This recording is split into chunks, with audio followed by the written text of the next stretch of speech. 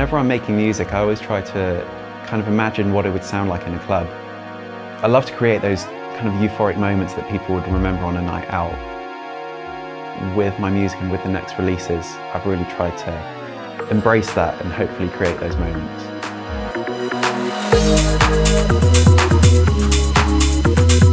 Hi, I'm Aprés. I'm a producer and DJ from the UK. I'm based in London and I make house music. A lot of my influences come from the kind of early Chicago house scene. So whether it's the instruments that I'm using or the drum machines, you can kind of hear a lot of it in my next release, Under Control. So I use a 909 drum machine, I use an 808 and a M1 like classic organ. And I actually sampled pretty much all of it on the MPC Live.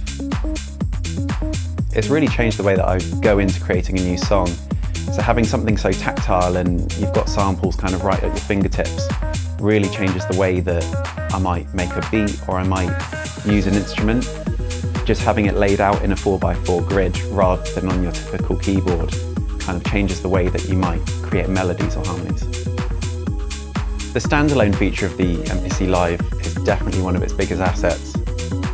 Having the touchscreen on it and being able to drag in samples and chop them up there in front of you it's just right at your fingertips and you can kind of organically move from the screen back to the sample pads.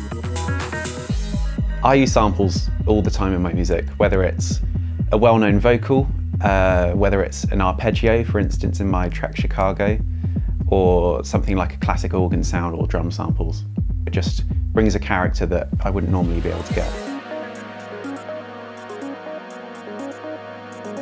After this next single, Under Control, I've got a 2-track EP coming out, and using the MPC Live to create those 2 tracks has been it's been really exciting because it's meant that I've taken my music kind of in a different direction. I've created music that I normally wouldn't, and I think just having that different interface has really had an impact on that.